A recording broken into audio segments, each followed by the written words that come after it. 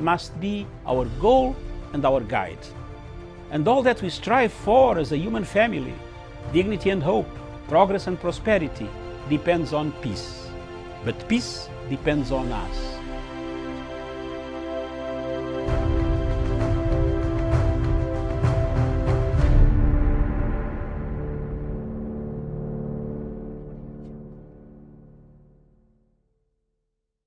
I'm joining the World Health Organization's Safe Hands Challenge. Hand washing is one of the most effective ways of preventing the spread of coronavirus.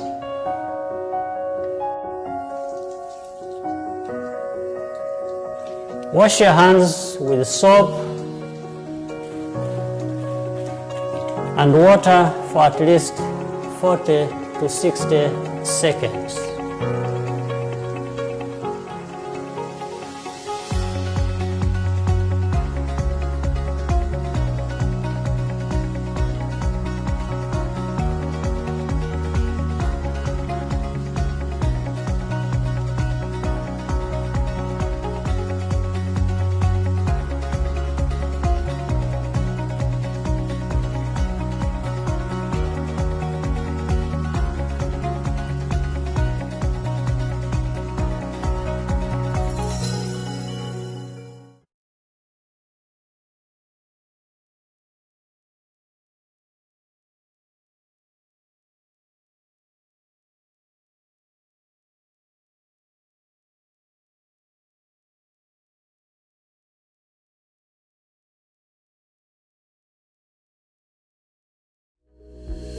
Seven tips for protecting yourself against the coronavirus. 1. Wash your hands regularly with soap and water or with an alcohol-based gel. 2. Need to cough or sneeze? Do it into a tissue or a bent elbow and then wash your hands. 3. Stay at least a meter away from other people, especially if they are coughing, sneezing, or have a fever. 4. Avoid touching your eyes, nose, and mouth. 5. Avoid direct contact with live animals. If this is impossible, make sure to clean your hands afterwards. 6. Do not eat raw or poorly cooked animal products and wash your hands, clean surfaces, and utensils afterwards. 7. If you develop a fever, cough, or difficulty in breathing, seek medical care.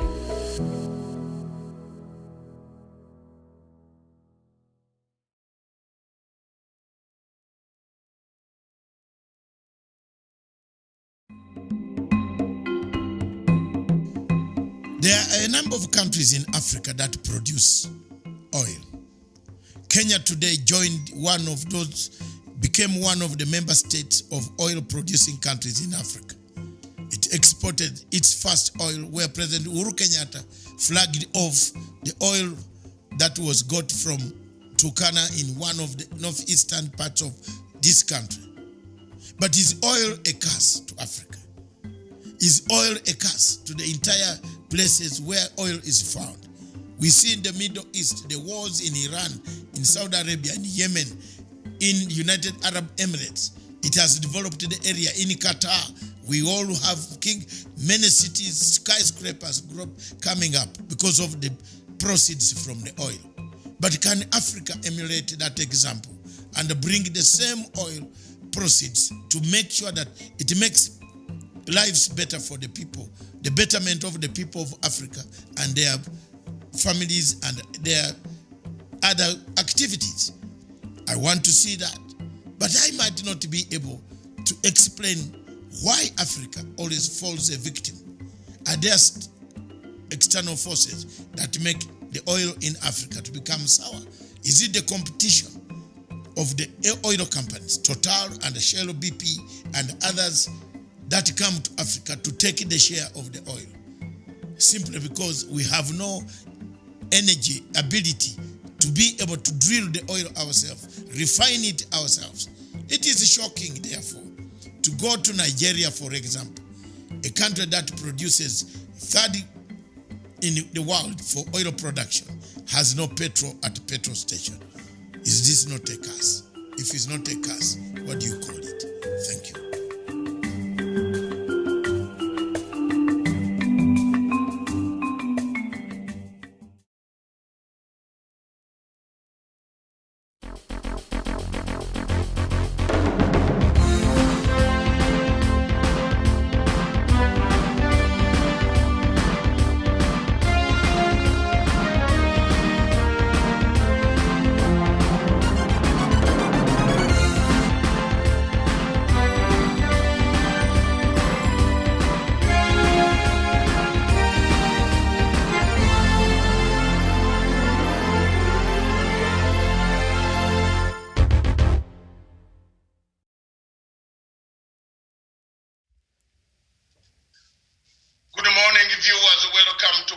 Punchline Africa Television, broadcasting from the command center of Punchline Africa Television Station. We are in the command center today, the date 18th of March 2020, the year of our Lord. We have nothing much to talk about except coronavirus, COVID-19. With me in the studio, in the main studio in the CBD, in the headquarters in Nairobi, we are picked by the satellite where I am. This is a satellite station of the command center. We have taken all measures to make sure that we accept the social separation, which we can now do without any fear of contradiction. But it's not social cooperation. It is part of the technology. We are using our satellite right from Berlin. Good morning, Africa. Good morning, the studios. Miriam, how are you? I'm very well, thank you. Good morning, Doctor. What are the topics at the glance? You can read for us right from wherever you were. Mm-hmm. What you want to see? We want to talk. We are in it. We are here. We're in a crisis. The crisis is there. We must continue to do civic education. We must do the civic education to our people. We must continue to tell people to wash hands, to be able, avoid the cars, walk, because cars also at times bring problems. One of the things that Rwanda has done is to leave the car home and walk. Walking at times does not bring too much. It minimizes the risks. And believe me or not, try to wash your hands. In us in the studio, we have a gel. We are not advertising anybody. In my command center, in the satellite system, I have the here. That's what we start. And I want to see whether Miriam has got hers wherever she is. Thank you very much. Over to you, Miriam, in the headquarters of Punchline Africa Television in Nairobi. I actually do have mine, Doctor. I have to make sure that I'm safe over here and everybody around here is safe and we are sanitized and the hygiene level is just on another level. And I think this is a wake-up call. It should not be just now that we have this the outbreak of this pandemic that people now are concerned about the hygiene, but this should be now intertwined and in our daily routine, not just now, but also this is something that we should embrace. A proper hygiene can indeed keep away so many of these, diseases that Africa deal with, things like cholera, things like typhoid, so many of them that could be avoided if proper hygiene is adhered to. Thank you very much, Miriam. Thank you very much.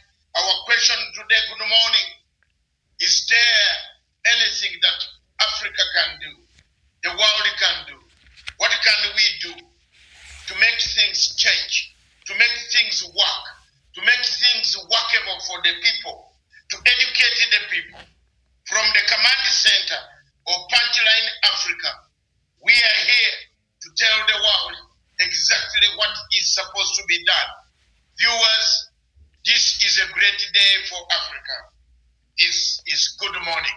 Wherever you are, in Cairo, in Abidjan, in South Africa, Cape Town, wherever you are, in Lusaka, Harare, Kigali, Dar es Salaam, Mogadishu, London, Diaspora, the Bahamas, Kingston, Jamaica.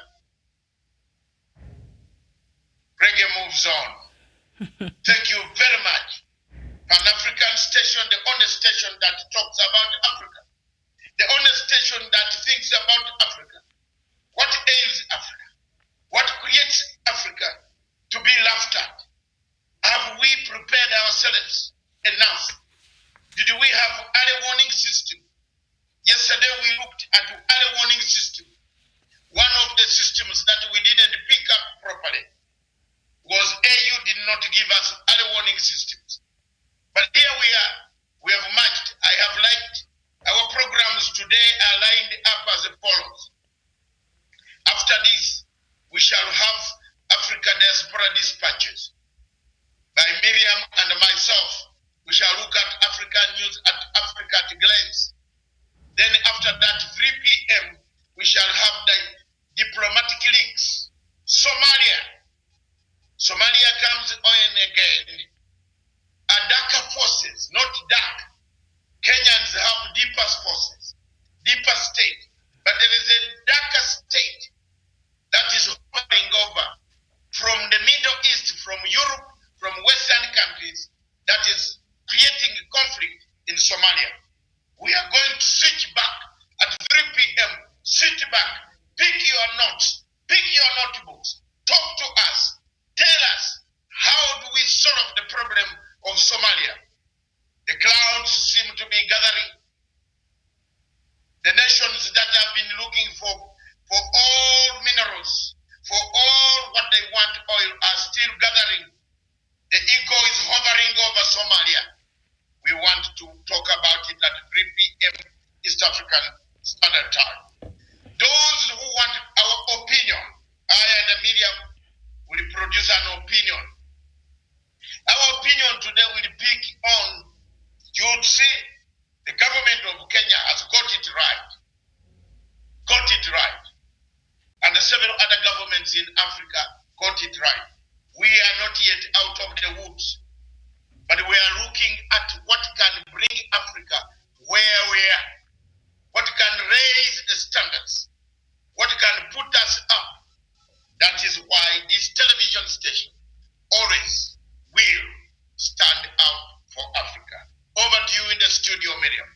All right, Doctor, very well said there. So right now, today, our topic, even as we continue to dissect and look at this COVID-19 virus, our topic today is the story of the COVID-19 continues. What is needed is prevention and more civic education. So, Doctor, even as we center and we continue to highlight and talk about this matter that is really making headlines across the globe, there are a few measures that some countries have taken so far. And when we look at Kenya, let's just see what the government of Kenya has done. So far, we know all schools have been closed. A matter of fact, as we were coming to work in the morning, we were seeing the students from the University of Nairobi trying to find their way home. They were all over the CBD this morning. And also all other universities, all the high schools, all the primary schools have all closed down as of today. And of course, the universities were given until Friday. But as we have seen, the University of Nairobi, Kenyatta University, among other higher learning institutions, do not want to take chances. So they've taken the earliest measure possible to ensure that none of the students there is able to be affected, or just make sure that they get home safe and they're able to stay at a safer places until the government comes out and tells us everything is okay, and so Kenyans can go back to their normal life. So far, Kenya has taken the opportunity of the coronavirus pandemic to promote cashless transactions where it is already a pioneer. So, Doctor, we've seen President Uhuru Kenyatta and even the Ministry of Health, they've come out and the president was saying, if it is possible, can you not exchange money? What is in the danger of exchanging money from one person to the other compared with using a cashless transaction? Thank you very much, viewers. A cashless transaction, hard cash, helps you, viewers, wherever you are in the world, to understand the difficulties of what COVID-19 is. If you are using a cashless transaction, you don't need to go back to any handling of cash. In Kenya, President Uhuru Kenyatta has said, if possible, use M-Pesa, use credit card, debit cards, use all the apps. There are so many apps. You remember Kenya is one of the countries in the world that has been able to bring up M-Pesa, where you transact money on M-Pesa. Kenya is the Those pioneer. in London, Yes. that application is available. That application in London is available. Don't worry about your relatives in Kenya. If you want some money to be sent, go to Safaricom application. You will fill the form and you can send that money to your relatives because everything looks like it is locked down. But let's come back to the truth. The government definitely, in our opinion, later on the 4 p.m. East African time, we shall get them the marks. But so far, the Minister of Health, the President, the government, the people, the governors, I want to thank the governors in Kenya who have been very instrumental in making sure that the people understand. And I believe the rest of Africa, wherever you are, thank you very much. And we want to know what is taking place in the rest of the countries in Africa. As far as this thing is concerned, Miriam, you can now tell us from country to country. You have the list over there in the studio. Back to you from the command center of Punchline, Africa, television. Right, wherever we are doing it. All right, and of course, to add on to that cashless money transfer that the government is encouraging, we've seen the East Africa state's largest mobile phone operator, that is Safaricom here in Kenya, has scrapped fees for mobile money transactions below 1,000 shillings, and this is in an effort to encourage cashless payments. So Safaricom is really playing its role in encouraging more people to use, cashless payments. If at all you're paying your bills, I received a message yesterday on my phone from the Kenya Power, and they're saying if it's possible, don't walk to their office to make your payments. Can you just pay through M-Pesa, the money transfer, so that they avoid, the companies that are avoiding touching solid money. So if you can use other means of transaction, the better for you, and that will minimize the risk of transfer of this very deadly virus from one person to the other. So, Dr. as we look at the latest developments as authorities continues to implement measures to contain the spread of the virus, especially in Africa, these are just some of the things that some countries have done. And Liberia and Tanzania, they have confirmed their first index cases. That was yesterday. And Eritrea, of course, now has imposed a travel ban. Ethiopia, the cases now has gone up to 5, and the government has now issued certain directives in terms of a travel ban. And also Cameroon confirmed its 5th case, I think, was it yesterday. And Ghana, it has announced social, a shout down. There'll be no going out in clubs, certain places, and a big number of gathering of people has been discouraged there in Ghana. And South Africa has issued visa ban, shut borders, closed schools, and Nigeria, of course, clears all index case contacts. But something very funny about Nigeria, Doctor, that I was reading this morning, and I also still have it on my African news, and I'll read it later on top of the hour. But as much as it has cleared all index case contacts, but Nigeria has refused to close down its borders. Nigeria has refused to impose a travel ban, and it is still accepting planes from China, from across the world. As much as they've not confirmed their first positive case, is it not in the best interest of the people of Nigeria to just make sure that they don't encourage people who are coming out of the country who might come in with that virus, regardless of whether they have confirmed the cases or not? Should they not discourage people from outside or any planes from those sides that are affected from landing in Nigeria, just as a preventative measure? Thank you very much, viewers. I think Nigeria is a case study of Africa, a tragedy of Africa. Some of the things that I don't want to say here, I've said them before. If you look at how President Buhari has governed the people, and how Paul Biya in Cameroon, the way they have governed their nationals, the way the type of torture, the type of mistreatment that has actually accompanied this leadership, the type of harassment, the type of no-care attitude is there in Nigeria. Nigeria, the government looks like it went away a long time ago, and what we have in place is a statue that talks of being a president. Because the president of Nigeria does not give direction of where Nigeria should go. We should be one of the proudest people on this continent. Nigeria is our father in population. It has over 220 million people. It doesn't utilize them at all. It doesn't care for them.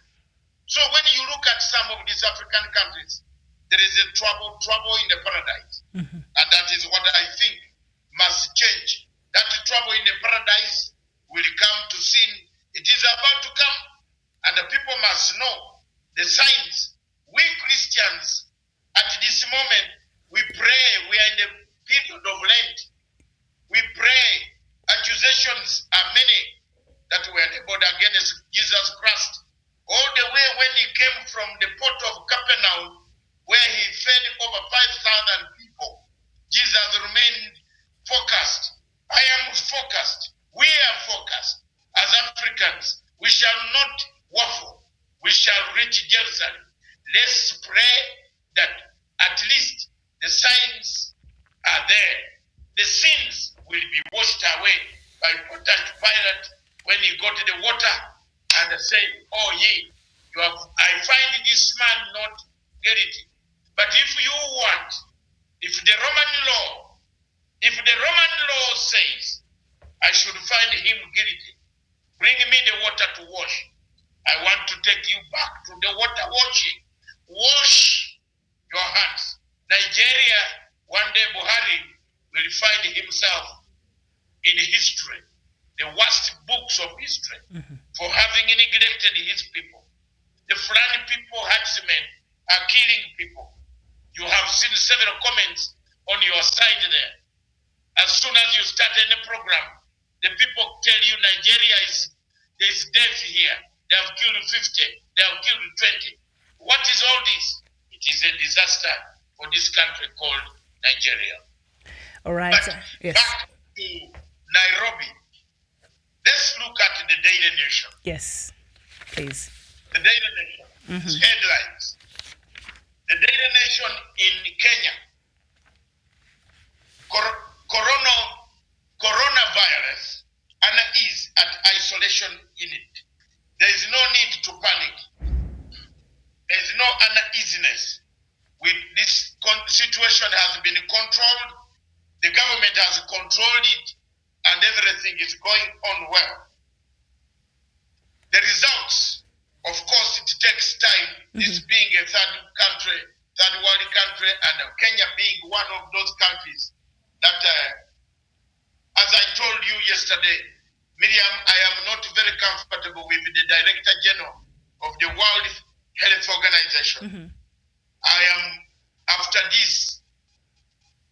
we go through all this, Mr. Tedros, I want him removed. He doesn't deserve the job. He's the one who brought us where we are. He told us double standard work. He said, don't prepare. It is not a pandemic. He should have warned the people to say, prepare. Prepare yourself. This could become a pandemic. But I've researched on all his documents, on his broadcasts, media briefings. I've found how I will fix this problem of this gentleman here. Thank you very much. Over to you. The Daily Nation says so. And then the Star newspaper says Matatus are a weak link in anti-corona war. When you enter Matatu, you are supposed to go straight to wash your hands. But some of the Matatu drivers are ignoring the hands wash and they just pushing people. Please try to look after yourself. Don't cry for President Uhuru Kenyatta. President Uhuru Kenyatta has set guidelines. Guidelines are supposed to help us wherever we are. Thank you very much. And then the standard, Mr. President, time to boost the economy. Of course, the entire economies of the world will be affected. So when you say time to boost the economy, I don't see what you mean by time to boost the economy. The president cannot boost the economy when the entire world is in shambles. As we speak now, the world is in shambles on the economy, even in Britain, where people think they are well organized in a democracy. They had a democratic deficit of not warning people not to panic buy.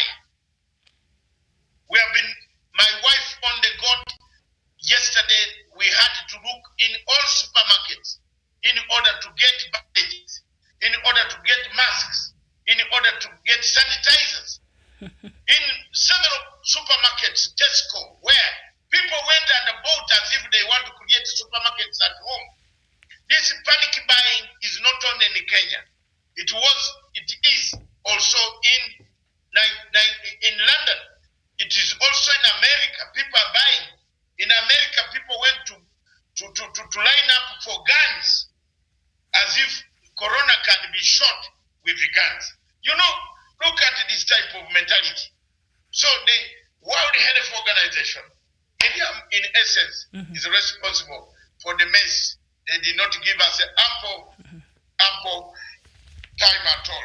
Back to you in the studio. Yes, indeed. And Doctor, the headlines there on the Star newspaper, Matatu's weak link in the anti-corona war. And yesterday after work, I went to town to get a few things, and I witnessed a situation where the shelf where the sanitizers are sold and the hand wash, it was all complete. And the last person who came there to buy, I think, took about 10 bottles.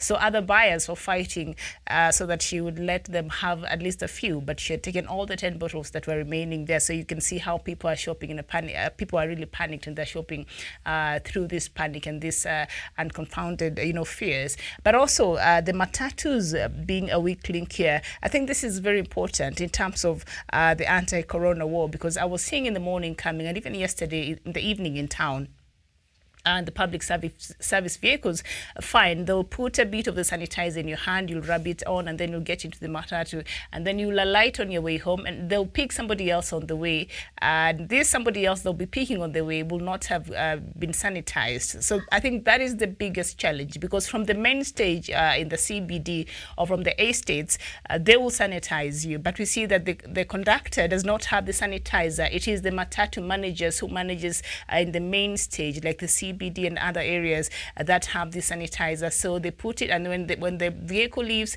they'll do that the same in the next coming vehicle, and the next passengers will be boarding the next vehicle. So you find that if you alight on your way home and the different matatu or the public service bus stops, somebody else will get in, but this somebody else who is getting in has not been sanitized. So even for those who had been sanitized leaving the CBD, or when they boarded from town, you realize you're still exposed, assuming that person has been affected or something like that. So I don't know in what measures, now that matatu has been identified to be one of the weak links in terms of defeating this corona virus, how can now then the people in the public service vehicle or that industry ways that they could put in place to ensure that the Kenyans who are using these public service vehicles remain safe from when they take the public service vehicle to when they alight to their destinations? First of all, thank you very much, Miriam. I just want to add there some things. All these things need morality. All these things, we need morality. Morality is very important. Morals have to come back.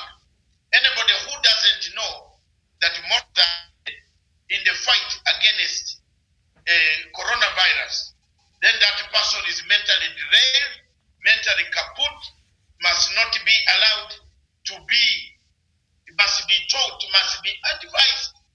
We need, at the moment, we need serious interventions of civic education. That's the topic we have. More civic education. This is the time when NGOs can play a pivotal role in advising, in telling the truth, in sending the message to the people of Kenya. There are so many NGOs in Kenya that collect a lot of money in terms of civic education. But you find that these NGOs are only in politics. They file applications during elections. This is where we go wrong as Africans. And the time has come for us as Africans to stand up as Africans, to say enough is enough. Time has come for us as Africans to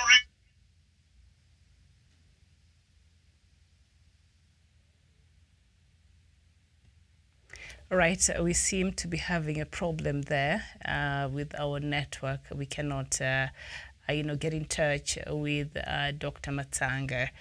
But the studio is working on it. The technical team there is taking care of it, and once we're able to solve that problem, we can have him back with us. So thank you so much. So we have been looking at the coronavirus and what can people do to ensure that we are safe.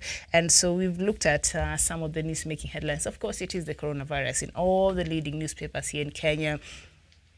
And here on the Star newspaper, even as they continue to say that the matatus are the weak link in the anti-corona war, they've also suggested some ways in which managing the coronavirus, COVID-19 anxiety, because right now, if you see Kenyans across, the handshake, in Africa, a handshake is very important, and how we embrace each other is very important. It's just a way of life. So this has drastically changed, how people even socialize. And so people are very anxious and people are in a panic mode. You see how people are shopping, you'll be surprised. And really, people fear death. That's what I've discovered. So now for adults here, just to ease you from this anxiety, avoid excessive exposure from media coverage. Because when you look at all television stations, let me tell you, in Kenya, since last Friday, after the Ministry of Health, the CS of Health came out, Mr. Mutahi Kagwe, and announced Kenya has confirmed one case. Let me tell you what has been happening in this country. You would think the world is ending. And then when you tune in at other international media houses, it is the same thing. So you watch this over and over and over, and it's very alarming. And so you would understand why people would get into panic mode. So they're saying for adults, avoid excessive exposure to media coverage, and then connect through calls, text, and internet. If you don't have to meet, don't really go ahead and meet. So if you're able to get to each other through calls and text and internet, then that will be good for you. And also add extra time for daily stress relief. Do other activities outside of just watching the news and finding out the latest about the coronavirus. There are other things that are happening across the world, and other things that perhaps if you indulged in might just shift your attention for a little bit, and perhaps would be healthier for you, and will ease that anxiety that is now cropping up out of this massive information we're receiving we're being bombarded with this information from all over the globe. And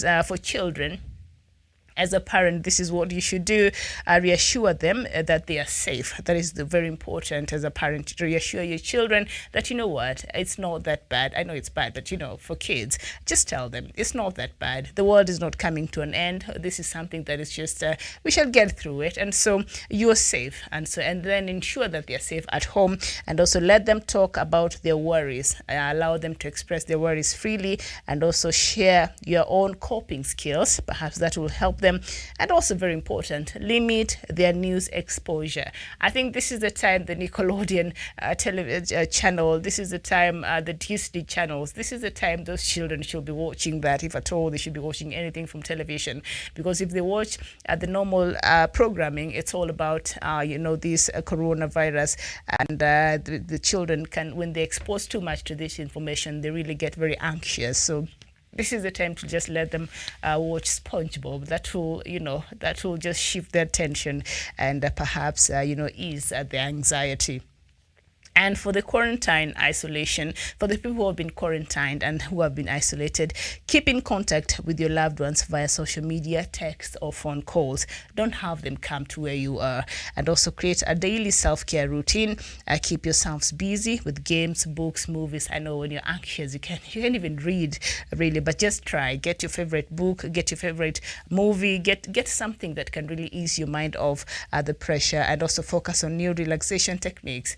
I don't know. Try something else. I don't know what works for you, but perhaps that might make things a little bit easier for you. So of course, classrooms are empty, always silent as schools shut down, and also woman charged with hitmen to kidnap ex-husband's daughter. This is just some of the news-making headlines on the Star newspaper. And I think we looked at the Standard together with Dr. Matanga. So even as we continue to look at some of the countries in Africa and the measures that they have put in place to ensure that they're able to curb and how they are actually responding to this, I've seen records of Ethiopia recorded its first case yesterday. Tunisia announced announced 6 more cases. Senegal confirms a local transmission and records a second case, that is in the Democratic Republic of Congo. And then Kenya bans all public gatherings, and Senegal is rolling out a testing kit, and Algeria closes all schools after a first death. So the first death happened in Algeria, and I think yesterday we were not able to cover. Remember, Algerians, it has been slightly over 1 year since they started the protest that ousted the long-serving president, Mr. Bouteflika. That was, he served Algeria for 20 years. So this has really affected the way the country has been doing that. So this is just some of the list. And Dr. Masanga is back with us. Doctor, good morning. I apologize for that. We had a bit of a hitch, but production has taken care of that. So welcome back. No, there is no problem. It is satellite problems. Yes. So our satellite has come back from the command center right now. Punchline command center, all the way political command center of the Punchline television station. I'm back. What were you saying, Miriam? So I was just going through some of the things, because as we even look at today's topic, prevention and more civic education. So on the front pages of the Star newspaper, some of the things they were saying that could ease the anxiety from people, and one of them for adults, they're saying perhaps stop watching too much news and extra time for daily, set some time for extra time for relief, and just watch something else outside of the coronavirus. Will that help? Yes. Thank you very much. Part of the problem that we are facing as Africans is we are also creating fake news, which create more problems. If you don't know, if you are a grave digger, remain a grave digger. Don't become an architect. If you have studied political science, don't study plants. Don't be an expert on plants. If you have studied plants, don't be an expert of veterinary. Part of the problem that Africa has, which I must be very frank and tell you, because for me I don't carry any passengers who have lazy minds. One of the problems we have is we try to do things that we don't know. Now everybody on the social media, everybody, instead of telling people to wash hands with soap, keep yourself clean, don't involve yourself in nightclubs, don't go here. People have invented story. Oh, there is a spray, oh, there is this, there is a spray that can cure this. Don't become a doctor when you're a grave digger. And that's why they are professionals, they are faculties. In every university, Miriam, there is a faculty of law, faculty of political science, faculty of social sciences, faculty of botany, faculty that studies plants, which the president studied how to deal with plants. You know, ecology, faculty, every department.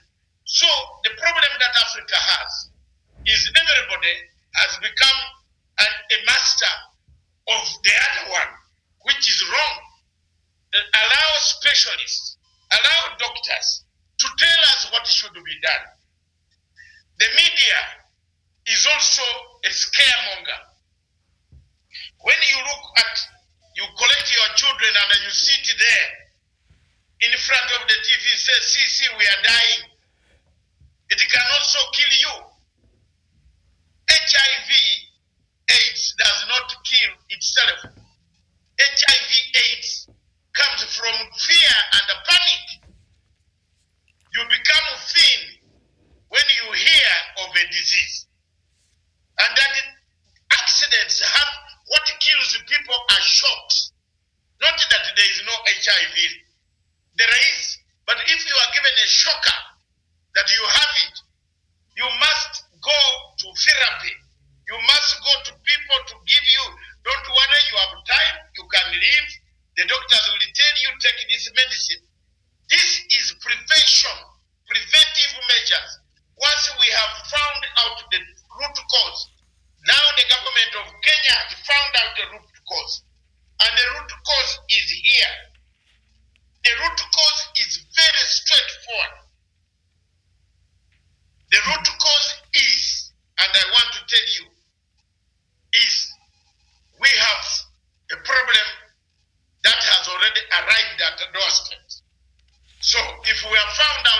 is cholera, COVID-19. Let's not go beyond that and bring in theories. Miriam, what is killing people in Africa are theories. Theories. We know Chinese ate everything except, I don't know whether human beings. I don't know. I come from a tribe which was said we eat people, which is a very bad thing. When you mention my tribe, they say, oh, you people, we eat people. Those type of wrong theories can create what we call, xenophobia. And we are now appealing to our African brothers on this show in Cameroon, in Chad. Please stop xenophobia. Chinese, you will need them tomorrow. You have already started crying there are no goods in the markets. So will you not go back to buy their goods? Will you not, my sister? Will you not go back? You will go back. And thank you very much, Miriam. That is a very serious, it is true, the media also can play panic buttons and they can create us more. Children, let them talk about their worries. You allow the children to tell them, wash your hands. You notice that the children have picked it quickly. They don't even now shake hands. They play football like this. There's no more interaction of football or netball. They say, no, don't do that. This for quarantine, isolate, keep in contact with your loved ones. Always talk to the loved ones. Are you okay? Are you coughing? Are you having cough? These are some of the things that the social services of Kenya should have been doing. We don't have social services in Kenya. Mr. President, there are people who take the money in the Ministry of Social Services. Am I wrong, Miriam? Happens. They take money from the social services. If you go to the Ministry of Social Services, there is a list. Each county has got a social worker. How many people in Kenya can tell us that there's a social worker who approaches their houses to tell them to clean, to have laboratory, toilets? How many? Community workers, they are paid by the government. Outreach workers in the various NGOs. We don't do these things. Now this is a lesson that we must be on the toes and start bringing back institutions. Back to you in the CBD, in the studio in Nairobi, from the command center of Punchline Africa Television, the only station that talks about serious issues on Africa, while some stations are showing soap opera from Mexico. Thank you. All right, Doctor. We've seen the first case of the person that was affected. Is a 46-year-old woman who arrived in Arusha from Belgium on the afternoon of March 14th. And all these cases in Africa, people who are arriving from the diaspora, why can't we not just have these people stay over there for now and then perhaps come back to the country when it's safe for them to come? Why are we still allowing people to come in the country?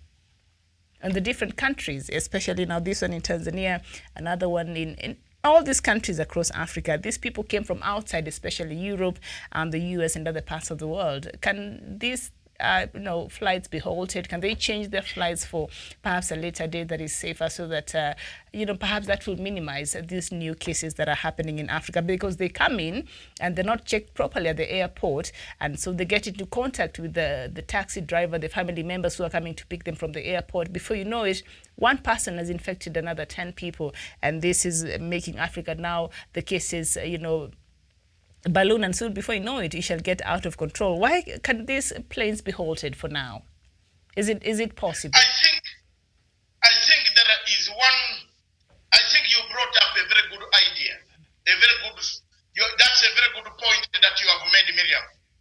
We have people outside who the president said they will allow on the Kenyans to come in.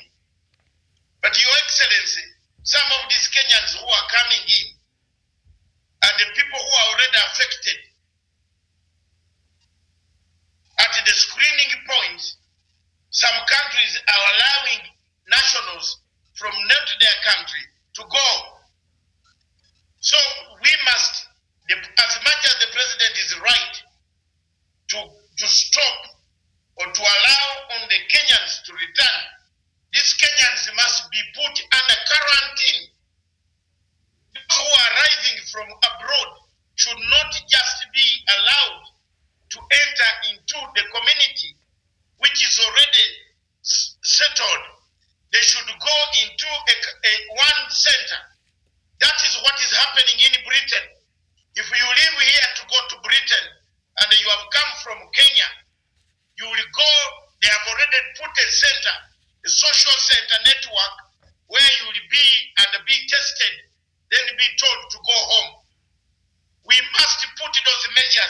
in place. We must not leave every Kenyan and assume that the Kenyans coming in or Ugandans going back or Zimbabweans coming in Zimbabwe are not coming with this disease. We must be careful that they should go like Britain. Britain is not stopping anyone, black, yellow, brown, to come. As long as you live there, you can go. But once you reach there, you will go under specific. If your temperature goes beyond a mark, it goes up, you must stay. You must stay. Even if your temperature is not showing, people are being put under strict observation, strict tests. If they pass all the tests, they are allowed to go to their homes. And their luggage is sprayed. Before they come and mix it with the crowd, which is at home, which might be safe. Because if you look at most of the cases in Africa, they are not from Africa themselves. The woman who came here is a Kenyan, but she came all the way from Ohio, from Oklahoma, in the United States of America. And she arrived here with the disease. Whoever he is, woman 0X, number X, we don't know the names. Patient we don't want to know. Yes.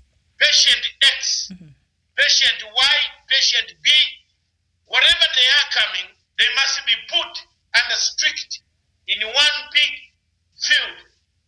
And the B said, go there first. Let's have volunteer. I also want to take this opportunity through this program to call upon doctors, people.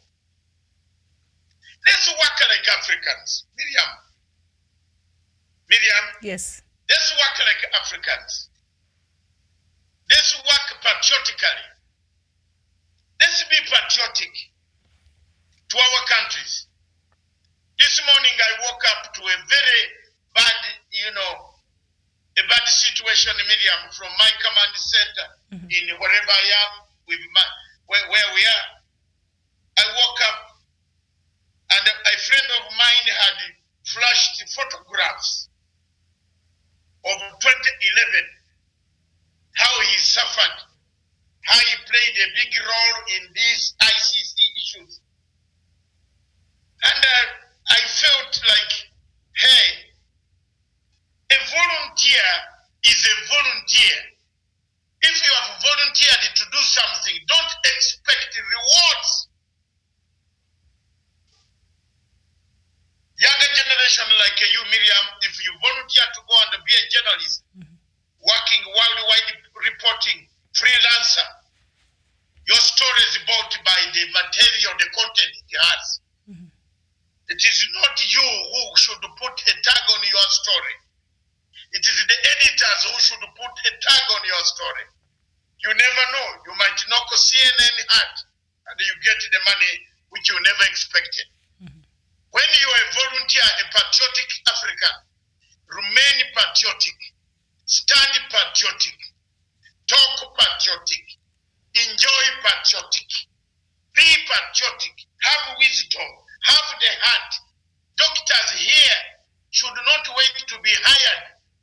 By now, the KPMDU should have mobilized doctors who are on leave to come at the airports, create a camp, to help the government.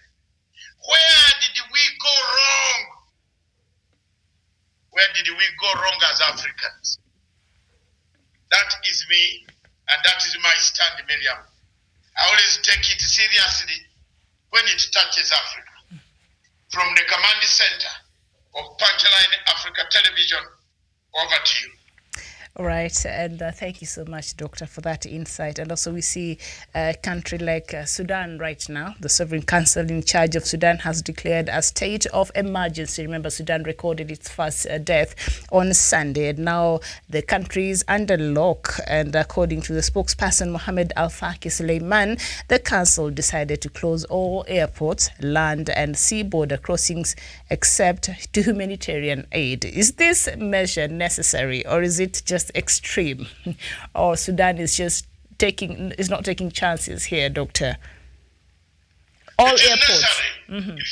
If they have not got the corridor yet, they are taking measures to stop it. And these are some of the things that why I'm charging that Ethiopian man, Dr. Tegros. I am going to be on him as soon as this corridor is over. He should not be in that post. He should resign. In fact, the amount of shame he has caused to us Africans is very big, that he should not be in that position. This doctor, the Director General of World Health Organization, must resign. You know why? He told us the lies. Lie number 1, lie number 2, lie number 3 is like a Ruto. Lie 1, lie 2, lie 3, lie 4. You know, this is not there. Then in the evening he says it is there. This type of lies, Miriam. You see why Africa is caught up where we are? We are caught up in a mess because of the Director General. Those listening to me, I want you to take it from me. I don't miss my words. I don't like the international agencies that siphon our money. We pay for these agencies to work, not to give us double standard work. That's why I hate the ICJ, the ICC. Now I hate World Health Organization. It has got workers everywhere in every country. It has got everybody in every country. They should have received the trigger early warning mechanism. Why did they keep quiet? That's my question, Miriam. Why did they keep quiet? And Thank you. That is a very important question that the world right now is asking, because I'm sure as the world leading health body, the World Health Organization, they have the mandate to ensure that in such a case, early signs and early information is given out to the rest of the world, because the first case was actually detected as we were going through the history of this corona, virus, and when the COVID-19 and when it started, it is traced back to November, and we started hearing just a bit of it in December, and during January when China was preparing for a celebration of the New Year, that's when it came to the fore. It became a national emergency there, but still it was not declared as a world pandemic until last week, barely on 11th of March. That's when World Health Organization came out and declared this matter a pandemic, which I think was a bit too late, and I think they were late in issuing the information. So they owe the world an explanation, and they owe the world a lot of these deaths that have happened could have been avoided should the information could have come out in the right time. But now I think we cannot, pedal back. So now what can we do moving forward? How can World Health Organization show leadership and proper information moving forward? And how can they improve in terms of, giving the world the right information and some measures that they can take to ensure that to make sure that the world is safe and the information reaches where it's supposed to reach and on time? I think we better take it from here, pick it from here, that we do what Kagame is doing. I would prefer that the studio plays that Kagame wash hands. Please, can the studio play the Kagame wash hands? That will be very good for us, very good for everybody, very good for every person who is watching us today. I want the studio to play Kagame wash hands at the studio as we wind up this show, and call upon NGOs, call upon international agencies, call upon everybody to wake up, to give us correct information, supply this information, especially to the elderly, especially to the people who are not well, especially to the elder people, older, retired people, those who are suffering in the houses alone. Check on your neighbors. Check on everybody whom you have not seen for many days. If you have any sign of cough, call the number in Kenya, wherever you are, or in your national health number, wherever you are in the country, in the world. Those watching us and listening from London and listening from New York, if you have this, don't rush to come home. Wait until things cool down. Wait there. If you have where to stay, approach the embassy. Call your embassy. I think this is important information, Miriam, which I'm giving. It is very Call important. the embassy. Call your embassy. Don't run into chaos. Don't run to fall into countries where they will not allow you to enter. Then you die on the way. Call your embassy.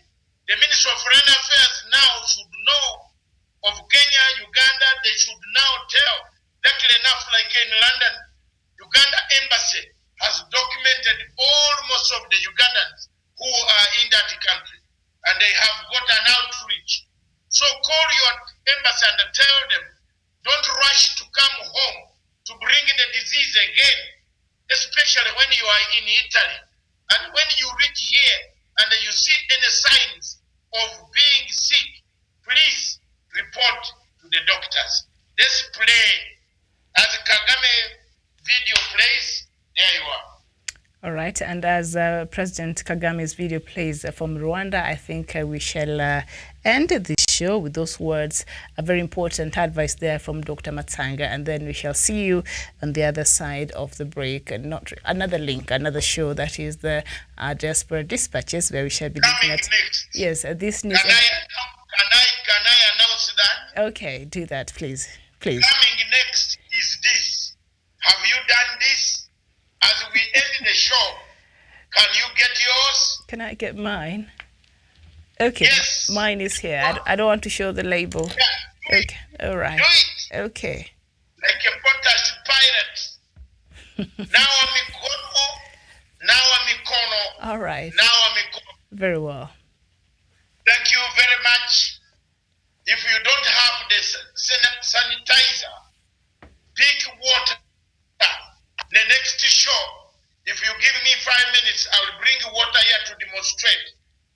I have collected my basin and I will bring water here to show you how you can wash your hands and clean with a towel, and you go home nicely.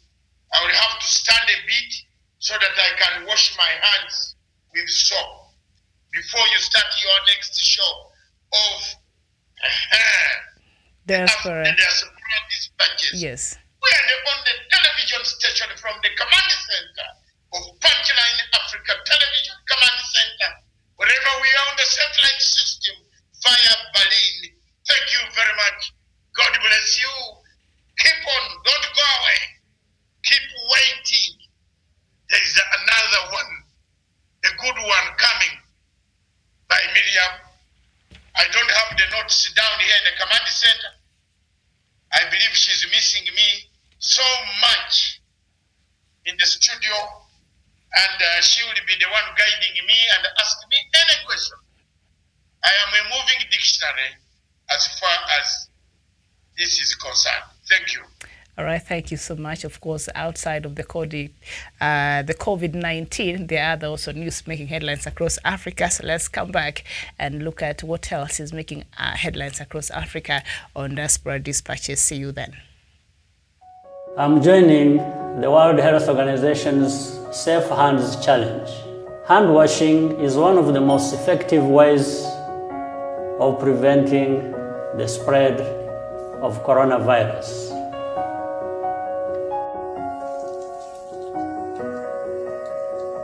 Wash your hands with soap and water for at least 40 to 60 seconds.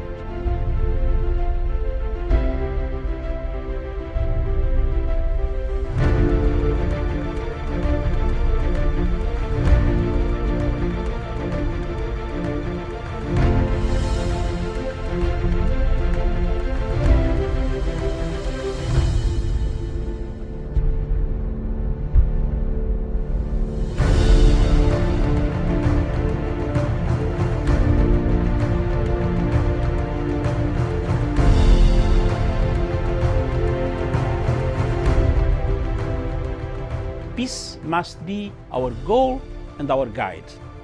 And all that we strive for as a human family, dignity and hope, progress and prosperity, depends on peace. But peace depends on us.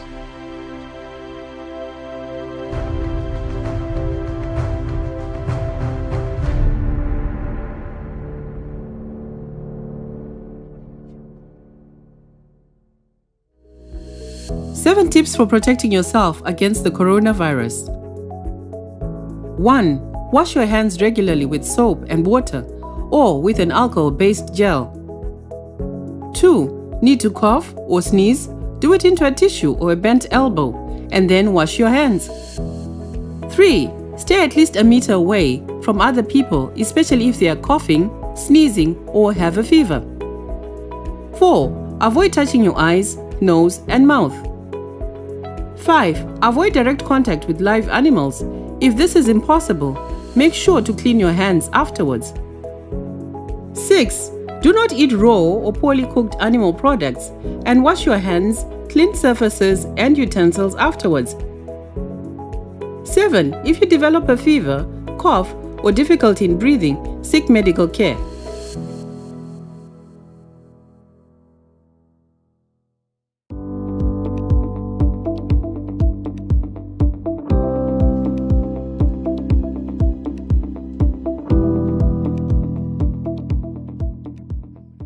So thank you for making the time. I don't know how many people here in the room know or visited Africa, the continent, but I think it will be interesting to use this half an hour to really not only promote what the continent and what your respective countries have to offer, but also to explain why all these investors who are at the Future Investment Initiative should look at Africa.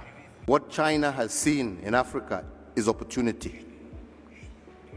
And they have matched that opportunity with an eagerness and a willingness on the part of new progressive governments on the African continent who are desirous for investment, job creation, growth in their economies, redeveloping broken down infrastructure. China saw an opportunity. It matched. Russia, they have decided also they want a piece of that action. Here we are in the age of the airplane and fast-moving ships, and yet the trade between Saudi Arabia and the Gulf in general is not even a quarter of the trade that existed between Saudi Arabia, the Gulf, and the East African region 200 years ago, when the only vessel available was the dhow. So what does this mean? It means that we are natural partners. It means that our trade existed well before even the colonial era period. These are the trade links that we need to reestablish, to realize that we are natural partners, to realize that the opportunities that exist for mutual prosperity in between our two regions are tremendous. We're telling the world, come, Africa is open for business. Africa's enemies are only those who see us in negative light. Absolutely. Africa wants to be a friend to all. Absolutely. And is open for business. Absolutely.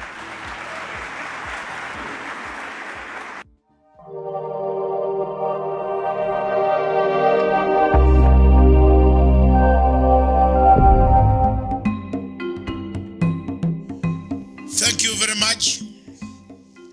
All over Africa, presidents are beginning to change constitutions. The constitutions that were made to give term limits seem to have no meaning to the current situation in Africa. Whenever we reach election time and the expiry of the tenure of office, presidents in Africa try to change their constitutions. The recent case of Guinea, where President Condé has tries to change the constitution to go for another third term or fourth term has sparked violence that has left several people killed and some arrested, imprisoned. The question therefore is, why is Africa and why are African heads of state changing constitutions? What has made it difficult for presidents to retire and go back? There are few countries in Africa that adhere to the constitution, namely Ghana, Nigeria, South Africa, Zimbabwe, Tanzania, Kenya.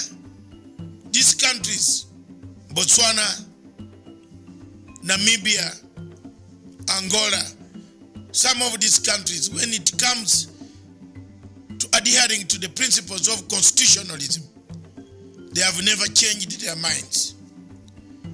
Are there conditions that make them fear? Where is the fear?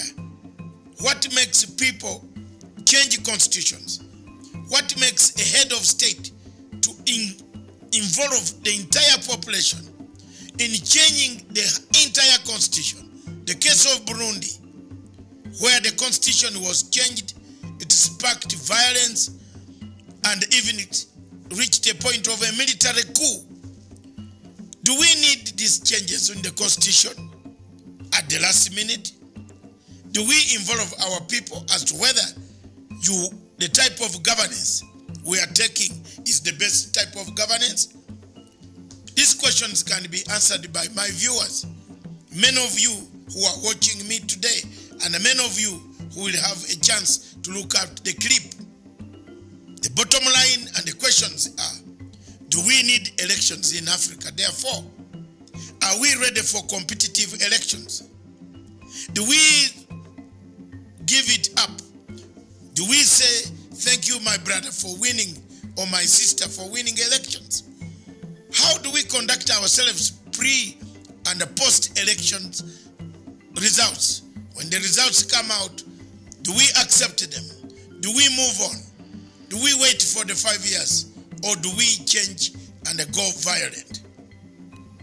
I think that is the question that I leave to you people in each of your countries, wherever you are.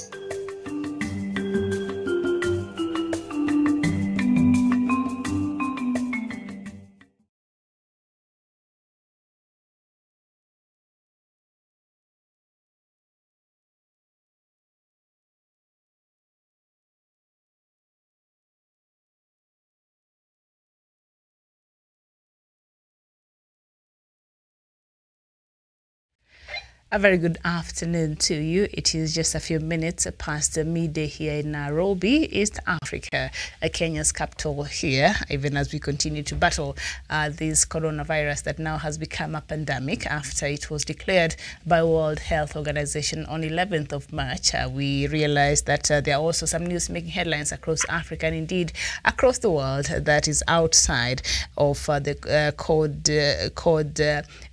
coronavirus, and I know 19, and so we have to look at also very important that requires our attention.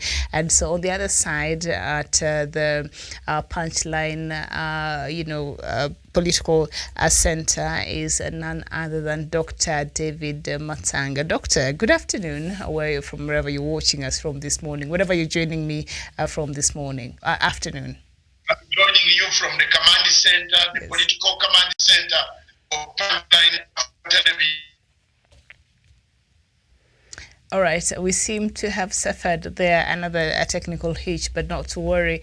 Our technical team is working on it, and we shall have Dr. Matanga join us very, very soon. In the meantime, I think I'll just continue reading this news, and then when he joins us, we shall have a conversation about, in detail, about some of these news making headlines in Africa this afternoon. It is an afternoon here in Africa. I know it is good morning in other parts of Africa, and good morning in Europe, good afternoon, good evening, depending on where you're watching us, indeed across the world, because we know our viewership is spread all over, and we appreciate you taking your time and just watching us and letting us know what's happening. Also, even as you continue to contribute towards this show with your comments, which are usually and always very welcome as you enrich this show. So let's just start, and we'll start with South Africa.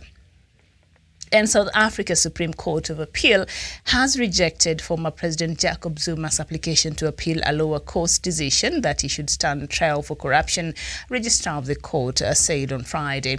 According to sources, the Supreme Court of Appeal ruled that Zuma's appeal against an October decision by the Pietermaritzburg High Court had no reasonable prospects of success. Zuma, in office from 2009 to 2018, had applied for the stay of prosecution for alleged fraud, racketeering and money laundering relating to a deal to buy European military equipment for South Africa's armed forces in the 1990s. The French defense firm Thales, accused of agreeing to pay Zuma around $34,000 US annually for protection from an investigation into the $2 billion US arms deal, and set to stand trial this year, along with the former leader, had also appealed the decision. And then we move to the African Union, and a spokesperson for the African Union chairperson, Musa Faki Mohammed, has rejected allegations that the organization is run like a mafia-style cartel, a term used in a leaked internal memo from the AU staff accusing their boss of corruption and cronyism. The memo, written on the March 6th, gives several examples of alleged illegal appointments of staffs and calls for restoration of sound administrative management and leadership. At a meeting on September 28, 2019, a staff complained about the recruitment process of the AU's new head of human resources, Hamza Hassel, and staffers said his hiring was the manifestation of glaring cronyism and total collapse of leadership inside the African Union.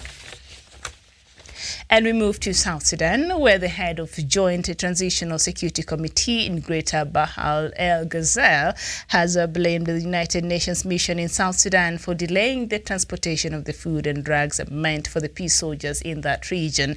According to Lieutenant General Garang I. Cole, the food was purchased by the NPTC for soldiers in the cantonment site, where UNIMIS offered to transport it to some locations in Bahr el Ghazal.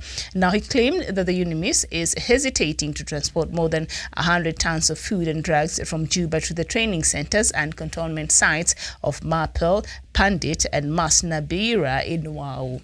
And of course, this week, one of the government soldiers said that a significant number of soldiers were leaving the Masana Bira training center in Wau due to lack of food. That is sometime back last week, and I think we covered the story.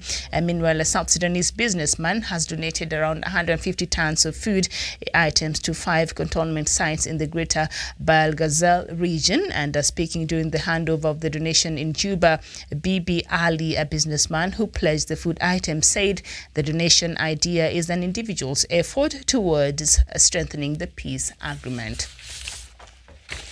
We move to South Sudan. Still, we stay with South Sudan, and the UN Refugee Agency and partners are appealing for $1.3 billion to assist more than 2 million South Sudanese refugees and 5 major countries hosting them.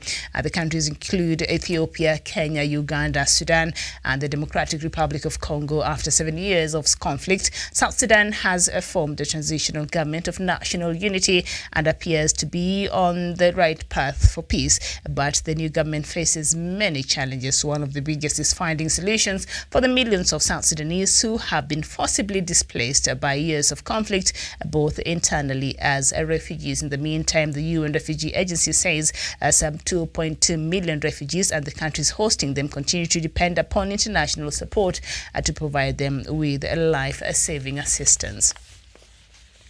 And we move to the dam that now has caused controversy and some bad blood between Egypt and Ethiopia. And now at top, a Sudanese general on Sunday said that his country would mediate a deal on an escalating dispute between Ethiopia and Egypt over Ethiopia's controversial dam on the River Nile. Tensions are rising in East Africa because of the impasse between Ethiopia and Egypt over the $4.6 billion Grand Ethiopian Renaissance Dam.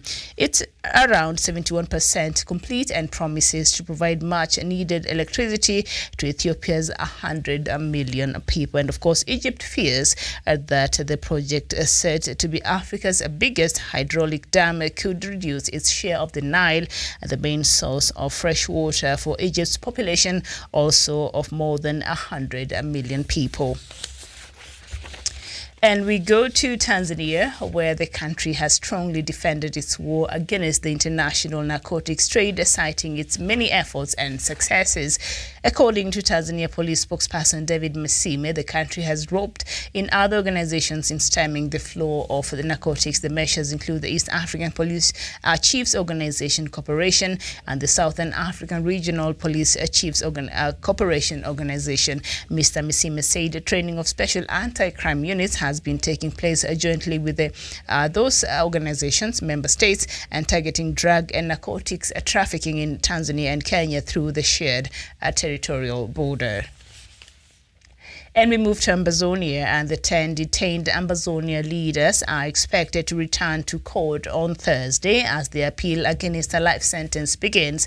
The Court of Appeal of the Center region will begin hearing the case as the Ambazonian leaders want the life sentence passed on them by the Yaoundé Military Tribunal overturned. Detained Ambazonia leaders Julius Ayuk Tebe last week reiterated their resolve to negotiate with Yaoundé on neutral grounds, but insisted their drive for a breakaway state is still very much alive. Julius Ayuk Tabe and 9 others were slammed with a life sentence last year by the Yaoundé Military Tribunal after they were found guilty of secession, hostility against the motherland, terrorism, among other charges brought before them. And we move to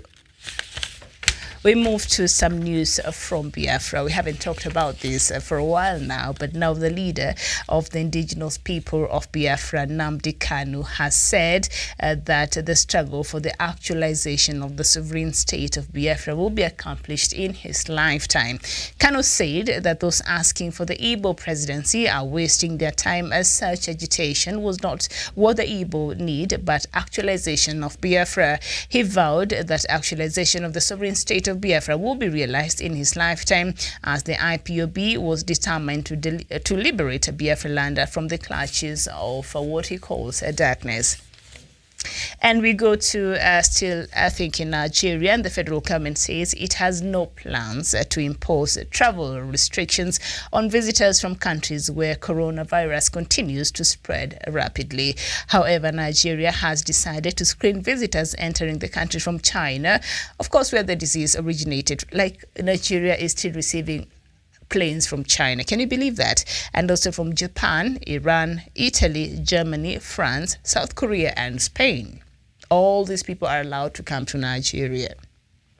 Now, the killer disease was brought to Nigeria by an Italian man who arrived in Lagos aboard a Turkish airline plane on February 24th, and he traveled from Lagos to Ogun State before he was quarantined in the infectious disease hospital in Yaba, Lagos.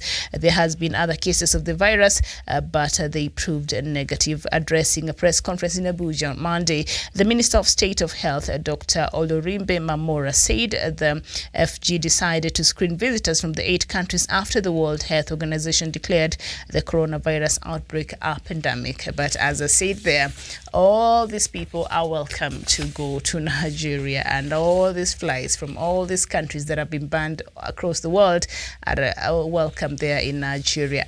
I don't understand. And we end with Somalia, where the Somali National Army has captured the strategic southern town of Janale from the militant group Al-Shabaab. Janale, a strategic agricultural town in Lower Shabelle region, was under the control of Al-Qaeda-linked militants for 4 years now. Its fall is a huge blow to Al-Shabaab, who have suffered a string of defeats after the army seized strategic areas it previously held in Lower Shabelle region. The group had been collecting huge revenues from farmers in the area for the last 4 years since it took over the town after a deadly attack against Ugandan AMISOM forces, forcing them to withdraw from the town in 2015. Reports say the Somali National Army is combating the town for explosives, is combing the town, for explosives left behind by the Al-Shabaab fighters who pulled out before the soldiers arrived in the city. And that is the latest, of course, among other news. And of course, we still have to talk about, the coronavirus. I think the COVID-19, we still have to talk about. But that is the latest. And in case there's something happening across Africa or the world, or where you are, where you're situated, I don't know, are you safe? Are you okay? Is this a breaking news? What is happening there? But that is the latest, and a very good afternoon to you. Good morning, good evening, depending on where you're watching us from. Of course, this is Diaspora Dispatches. We've not been able to have this show now for a while because we figured it was important for us to pass out the information about the COVID-19, the coronavirus that is now threatening the world economy. It's now threatening the normal lifestyle. It's now threatening everything we know to be normal, and now we have to adjust to new things for us to be able to keep safe and for us to be able to continue with I don't know if it's normal life, but we are all full of anxiety and panic right now, and so we're just trying to cope the best that we know how. So thank you so much even for finding time to watch us and to be with us this afternoon. So now let's talk about Africa, and we've got through some of these news making headlines, and we try to have Dr. earlier on from a different location, but we had a bit of a problem, technical hitch, so they're still working on it. And if they're able to get him before we still have time, about 35 minutes to go, so if they're able to get him before this time is over, so we shall have him back. But in the meantime, can we continue with the show, shall we? All right, good. So we started with South Africa, where now the Supreme Court of Appeal there in the country has rejected former President Jacob Zuma's application to appeal a lower court decision that he should stand a trial for corruption. And of course, the former president, Mr. Jacob Zuma, I don't think this corruption cases, his corruption cases, he started with the money that he stole, apparently building his personal home, I think one of the mansions. He has several wives, I'm told.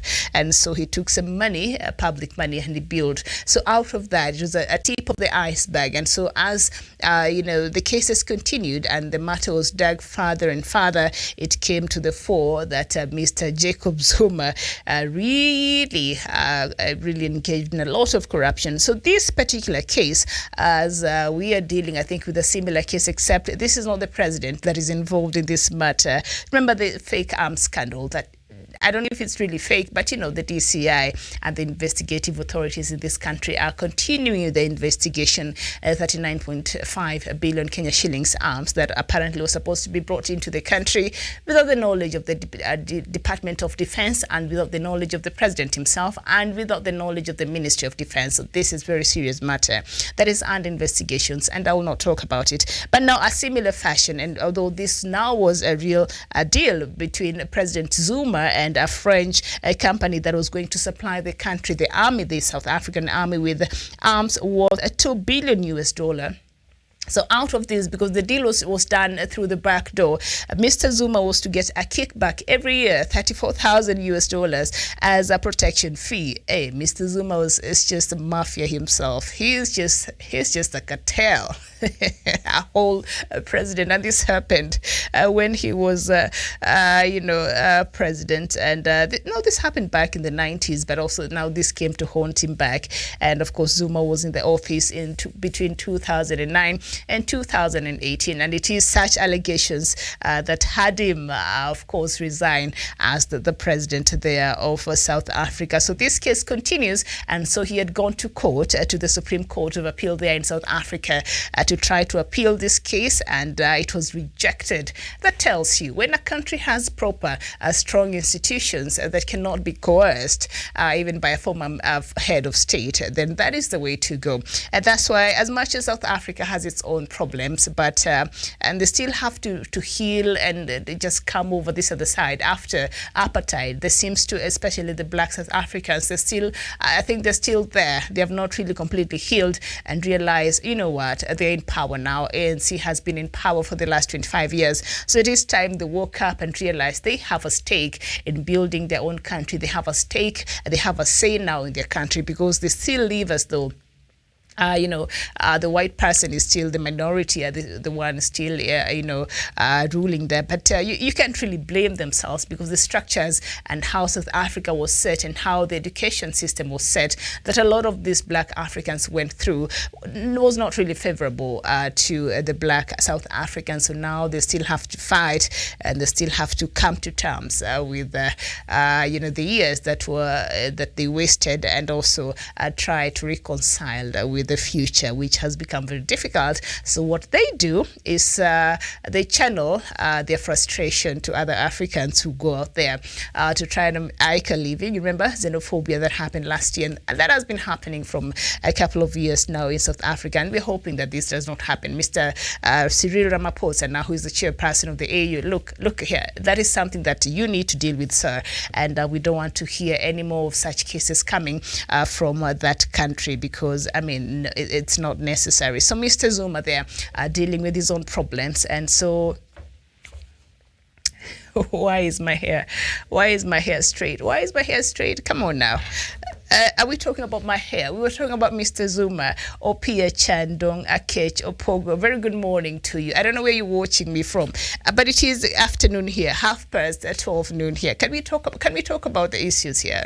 Leave my hair alone, all right? It's a non-issue. But thank you so much for watching. And Victoria Jindeka, you're saying good morning to everybody. And Eddie Ogu, you're saying may God continue to guide the people of Biafra. And Mwangi Anthony, you're saying you're watching from Brian. Mwangi, thank you so much for joining us this morning, and Temple, Raymond, and all of you, thank you so much for joining. So now, as I said there earlier, Doctor was here, but we had a bit of a technical hitch. He was joining us from a different location technology has its own way of thinking, and so we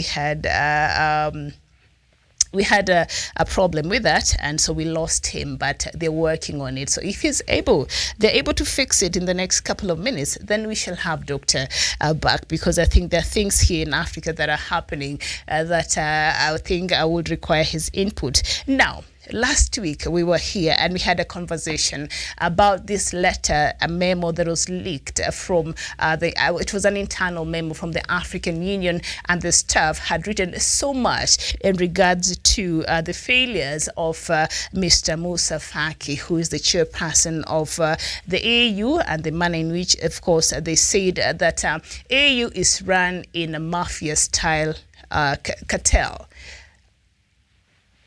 We've talked about this here before, and I think we've been trying to say this. I don't know if we use the mafia wordings, but these were AU staff who came out and used this word to describe Musa Faki and his office and his leadership style.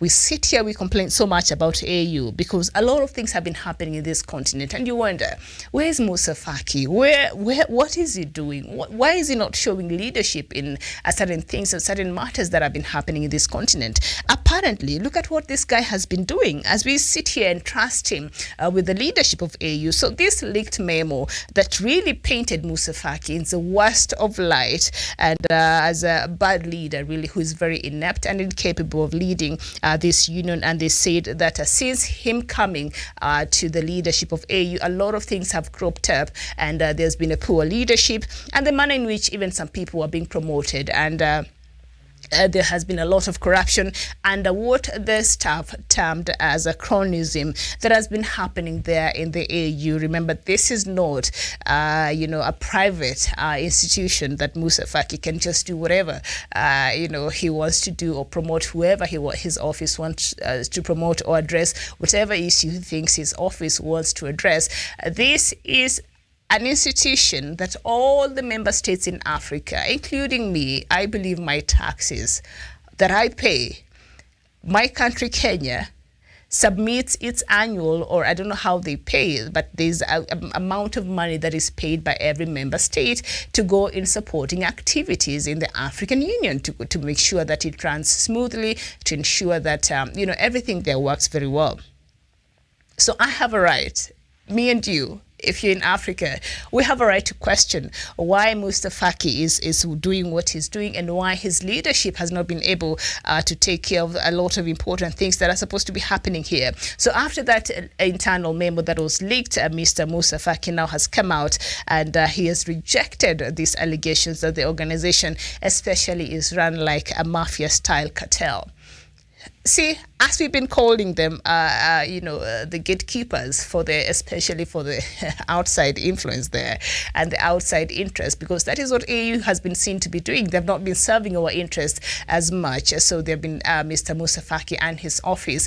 We've seen, remember that case of Ambassador Arikana, the good lady from Zimbabwe, who was the AU ambassador to the United States, and she was a very bold lady. She's a very bold lady, and she, a lot of times when she allowed platforms across the world, she will stand and speak the truth, because I think being that she was a part of AU, she had seen the road and a lot of things that were happening there under Moussa Faki, and perhaps she was not very happy about it. So when she stood and spoke, she spoke like a true daughter of Africa, and she castigated a country like France, and a lot of times said, France never really let go of her former colonies as it is now, and she would explain a lot of things, and also just rebuke the West and in the manner in which they deal with Africa and the substandard that we see them, especially when they're dealing with matters that affect Africa. Madam Arikana, Ambassador Arikana, did not mince her words, and she called out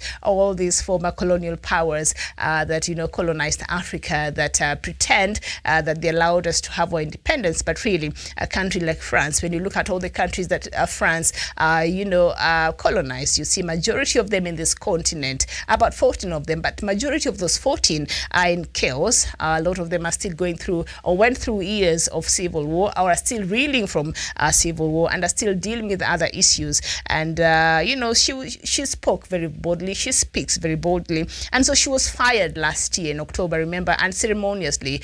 Nobody gave reasons as to why she was fired. And so these are just some of the things that has been happening in the African Union. And so the staff wrote a very memo that was addressed to the office of the chairperson, and now the chairperson has come out, Mr. Moussa Faki, and has rejected these allegations, and he said no. The AU is not being run as a mafia-style cartel, and he's saying there's no corruption in AU, and he's saying there's no cronyism in AU. But we know different from what we see and from how we see AU handling matters across this continent. We don't need him to tell us anything. We can see for ourselves as Africans. We can see a lot of times we thought AU could rise to the occasion and just show leadership in some situations that arose in this continent. But AU has failed this continent miserably. And so I think there needs to be a petition. Mr. Moussa Faki owes this continent an explanation. Mr. Moussa Faki owes this continent, to tell us accountability. We need to know what is happening in the AU. Is he not able to do his work anymore? Is he inept, as we have seen? Is he not qualified? What is happening? Who is he working on behalf? These are questions that Africans and African states must continue to ask if we are able really to change this organization called the African Union. So now, as I mentioned earlier, I was speaking to Dr. David Matanga, who was joining us. We were co-hosting, but he was joining me from a different part of his studio in a different location. But we had a bit of a technical hitch, but I think now the production team has fixed it, and I hope he's here to stay at least for the next minutes before the show ends. So, Doctor, welcome back. Thank you very much, Miriam. Thank you very much, viewers, wherever you are in the world watching me from the command center of the Punchline Africa Television, right from wherever we are on the satellite. Thank you very much for watching. This is an excellent show of Africa Diaspora Dispatches. Wherever you are in Africa, we are bringing you, and in the diaspora, we are bringing you the news of Africa, so that as the coronavirus under quarantine and under isolation, wherever you are in the wards, wherever you are in your houses in London, in America, in Russia, in China itself, in Australia, in South America, Central America, the Bahamas,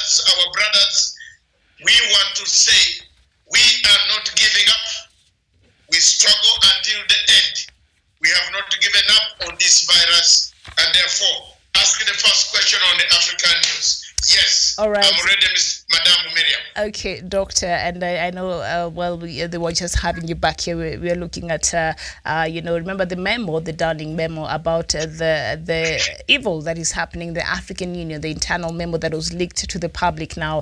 Musa Faki came out and he's refusing and rejecting these allegations. He's saying he does not lead in a mafia-style cartel. He's saying he's not corrupt, and he's also saying that there's no cronyism at the AU. I don't know what will be your response to this. And then after that, we look at the latest from Biafra and, of course, Nigeria. And we also have something from South Sudan, Amazonia, and other countries across Africa. But first, start with what is happening, that response by Musa Faki's office. First of all, thank you very much, viewers. Musa Faki Muhammad. This memo came from his own office. We did not plant the memo. We did not talk about the memo. We did not invent the memo. I have done 4 intelligence reports, 4 serious intelligence investigations into the affairs of the African Union. I have discovered what ails African Union. I've given these copies. You can find them on www.panafricanforum.ltd.com. Any of you who are in Africa can pick up. There is war in Amazonia.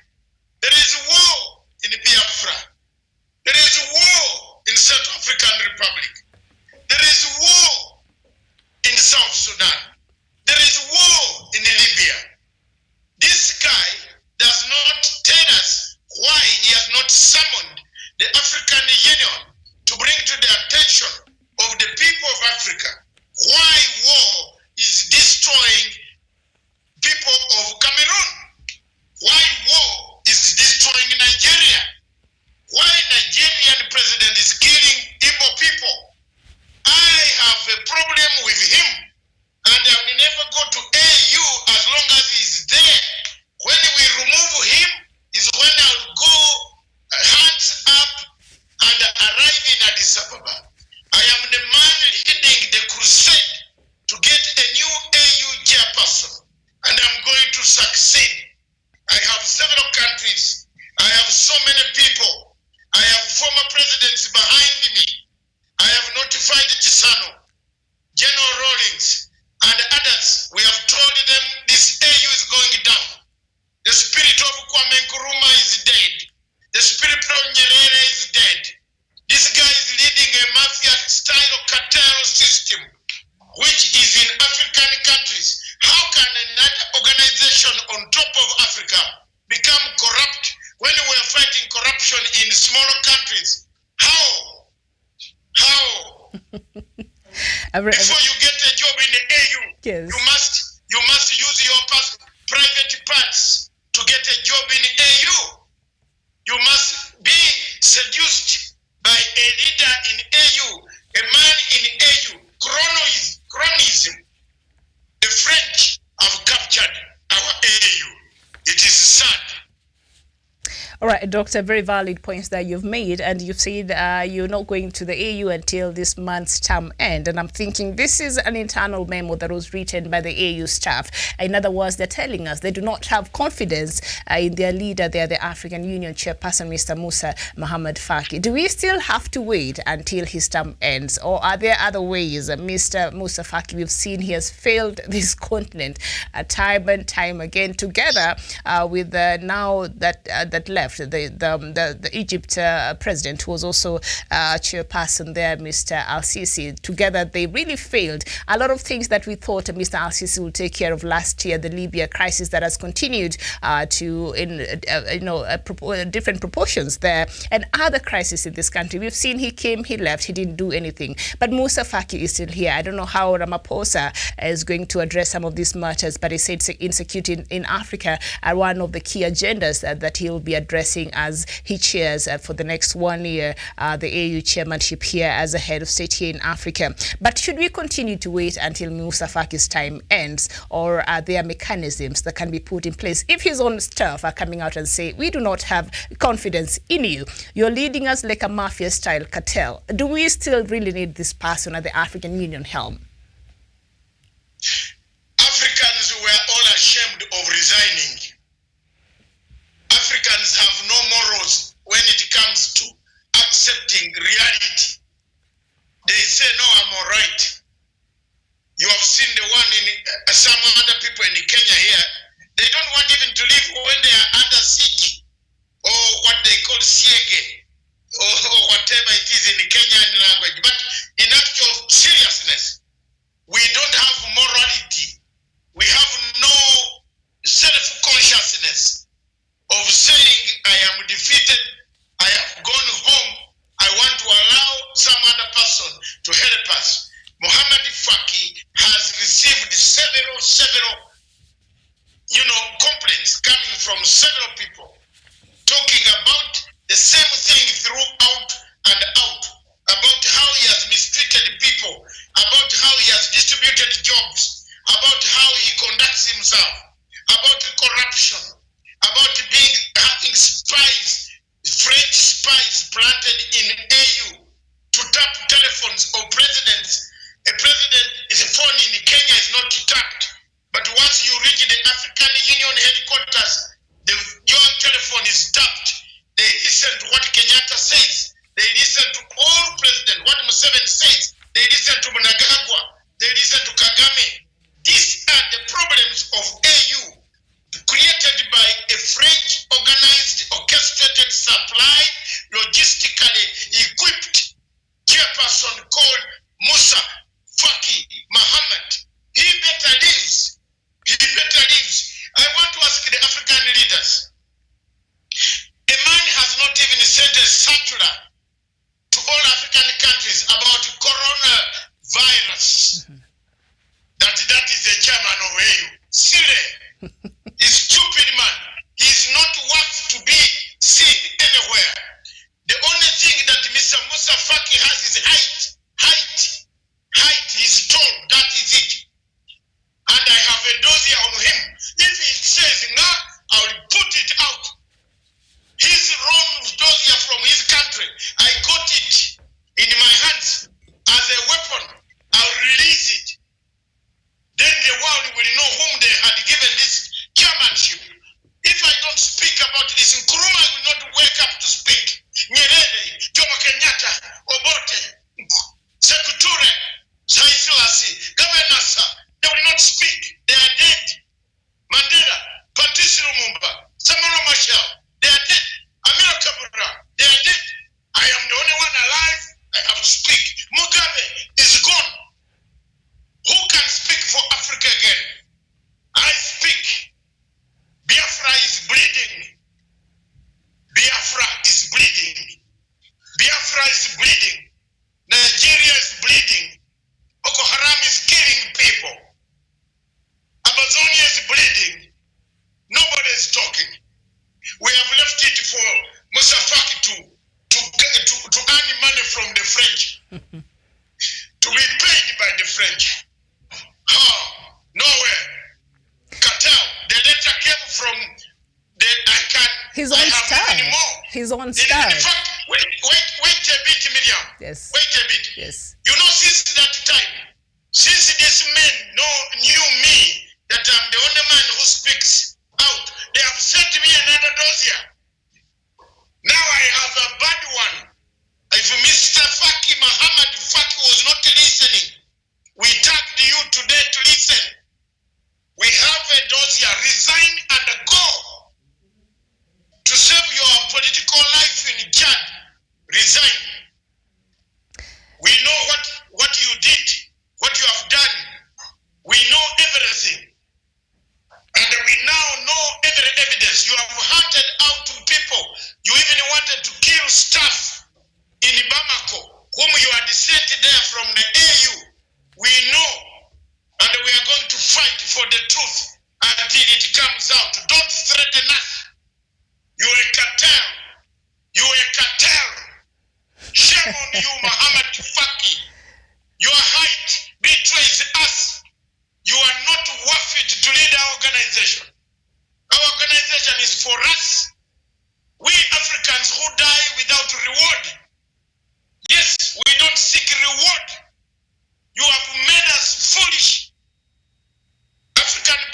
Let's wake up, remove this man.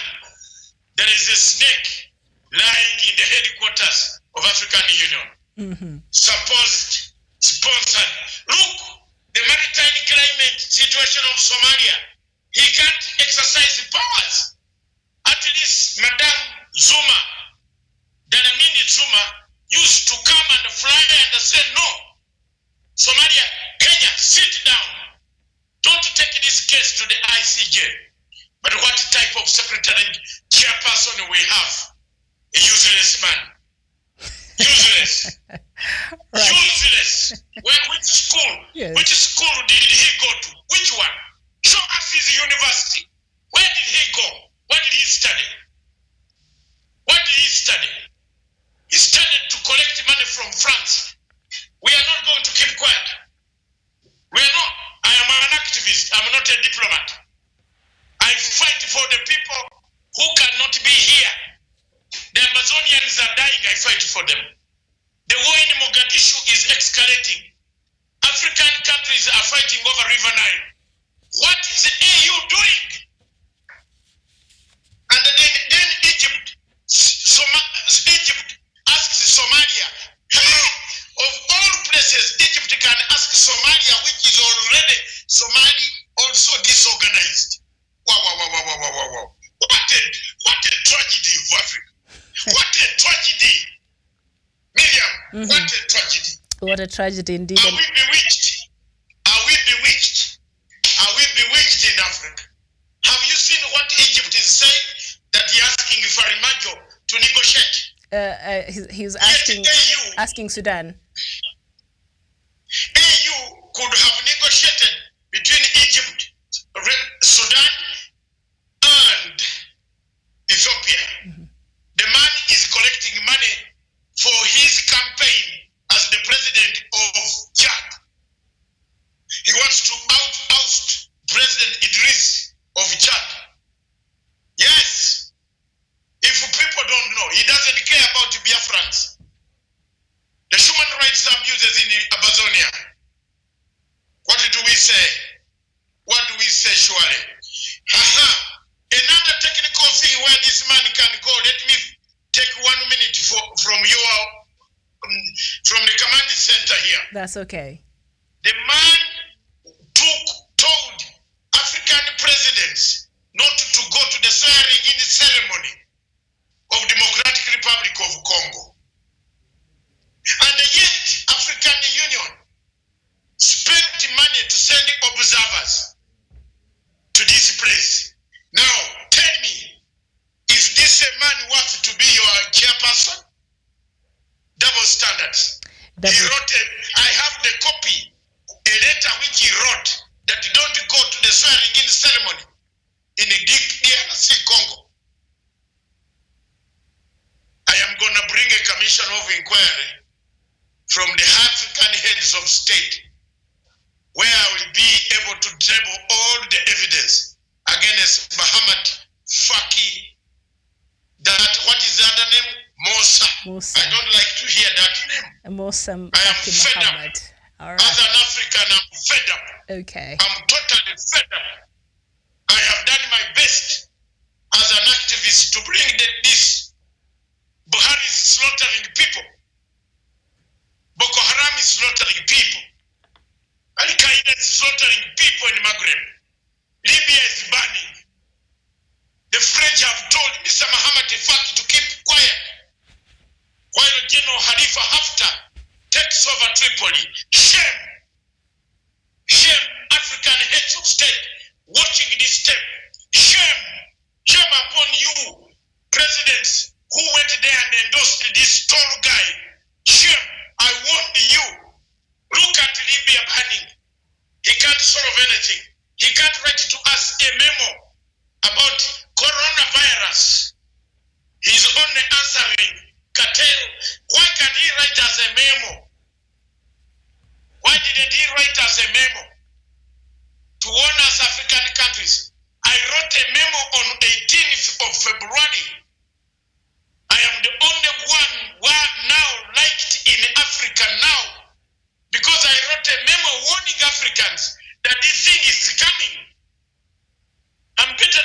lucky because I went to school in London, not in these stupid universities of his. Yes. Show me where he went. Show. What is his student number? Gosh. You can't cheat a degree in London, but you can't cheat a degree in Paris. Bonjour, allez, maison, degree. Let's speak facts as Africans. I'm telling you, you younger generation watching me, tell me why I should not shout. Africa is dying. Biafrans are being killed. The army, instead of fighting Boko Haram, is fighting who? What is the army fighting?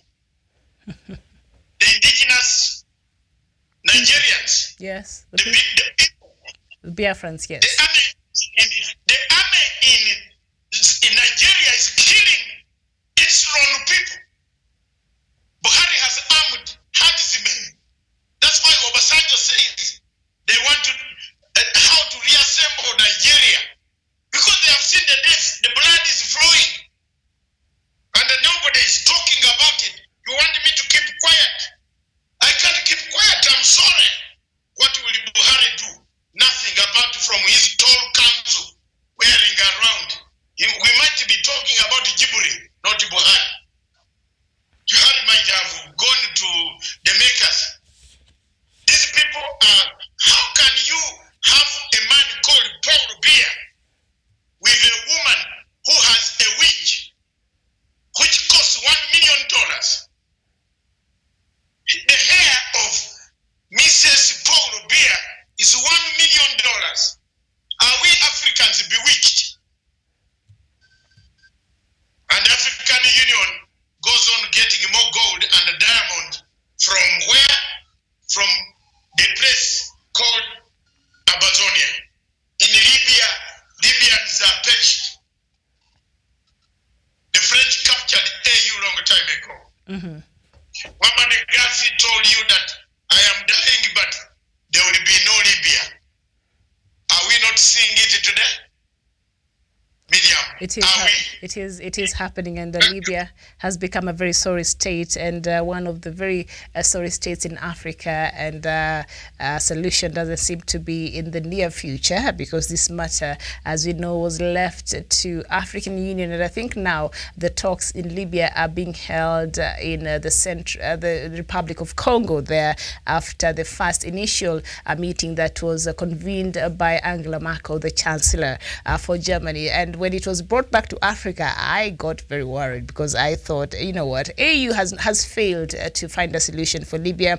It does not even appear in one of its urgent issues that it should be looking into, and so we seems to be left to our own, and I don't know how that will work out for us. And Doctor, you mentioned Biafra here, and the leader of the indigenous people of Biafra, Mr. Nnamdi Kanu, has come out and said the struggle to actualize the sovereign state of Biafra will be accomplished in his lifetime. And he said those people who are calling for an Igbo presidency as a means of solving this problem of Biafra are wasting their time, as such agitation is not what the Igbo want or what the Biafrans want. What Biafra wants is a referendum. I agree with Nnamdi Kanu, my comrade. I fight for him. I stand by him. I will always stand by him. I don't care. I'm not a Nigerian. And Buhari won't threaten me. Instead of threatening people, Buhari should use that energy to go and conquer Boko Haram, whom he arms at night and comes to cry during daytime.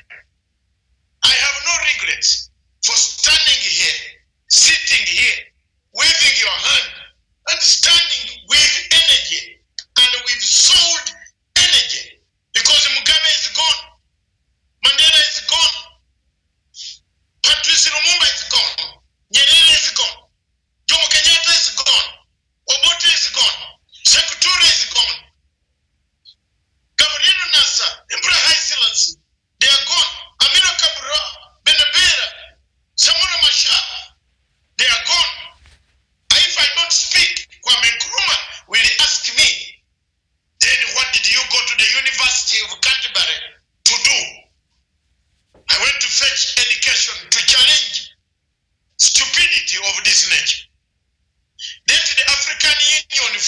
this post to candidates who are able.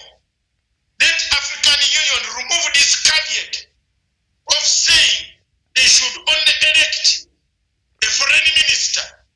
Let them put us on trial who knows more of Africa. I believe you, Mr. Muhammad Faki, if you put him on an interview with Mazanga, he doesn't know who was the president before Gaddafi overthrew. He will need to read in the computer. He doesn't know. He does not know at all. And he doesn't know when King Idris was overthrown by Gaddafi. This is a man you have put there to be the chairperson. Put us on interview. Bring this post for us Africans. I am going to suggest to President Museveni to float under Kagame and the others under Uhuru Kenyatta to leave this post for everybody. Let's put our CVs. My CV is better than Muhammad Faki. It is better than Musa Faki Muhammad because it has substance. I know more about Africa than what he read from this stupid university of America and then another small university in French, in France to speak French. I've seen his back, I have it. So there is nothing he can threaten people here. When people are dying in Biafra, we should not speak. When people are dying in Amazonia, we should not speak. When shall we speak? In our graves? In our graves. Miriam, All right. there is somebody who has written here, Yes. who has written a very good thing. Mm-hmm. He said African Union is like a Genesis 10 versus Genesis 32. Look at the Bible, Genesis 10. What does it say? It doesn't want to know the hand and it doesn't know the legs. All of them. In the Bible, I read Genesis 10. Can you do some inquiry there in your phone and find out what Genesis 10 means? And the Genesis 32. Or you leave me my Bible, which I have had for 43 years. I bring it here and read it. You will see what African Union is. This is Mr. Prophetic Leopard Court John. He is somewhere in it is Genesis 32 in the Bible versus Genesis 10 states in South Sudan. Yeah, it's African Union. I've seen Thank you it very there. much. Doctor, I'm afraid we might have to let you go because of some, I think, the connection there. They have to, if we don't wind up now, then we might lose you abruptly, and we do not want that to happen. But also, there's still some... You want to lose me abruptly? I've finished mine. I've stolen your time. Yes. Thank you very much. Okay, all right. Thank you so much, Doctor. There from Punchline Command Center, Political Command Center. They are joining us, and really, not holding his breath there in regards to the matters that are affecting Africa this afternoon. Unfortunately, we had to let him go there because of some technical issues that were beginning to to happen here, and so we just needed him to to look at that. But also there's something here. I don't know if I could get 2 minutes to just discuss this matter, the South Sudan matter. And I think we've been talking about this COVID-19 now since over Friday and up to now. But the things that has been happening in South Sudan, and this is a story that we've been keeping in touch with, about some, soldiers who have been leaving the cantonment sites, but they've not been having food, they've not been having clothing, no basic supplies were being, given to them. And now, UNIMIS apparently was the ones who were responsible to transport this after the Joint Transitional Security Committee in the Greater Baal Ghazal region, is blaming UNIMIS because they're the ones who are supposed to be transporting these, necessities to the soldiers there. So I don't know who is sleeping on the job. Meanwhile, one of a South Sudanese businessman donated about 150 tons of food and items to the cantonment site there in South Sudan. This is something that I really wanted to speak with Dr. Matsanga with, but unfortunately we had to let him go there. And also still in South Sudan, the UN Refugee Agency partners are appealing for 1.3 billion to assist more than 2 million South Sudanese refugees in 5 major countries hosting Ethiopia, Kenya, Uganda, Sudan, and the Democratic Republic of Congo. So these 2 million South Sudanese refugees have been spread across in these countries. And of course Kenya I think Uganda has the hugest chunk, and then followed by Kenya. What I'm wondering is, we had that peace deal that was signed on the 22nd of February last month.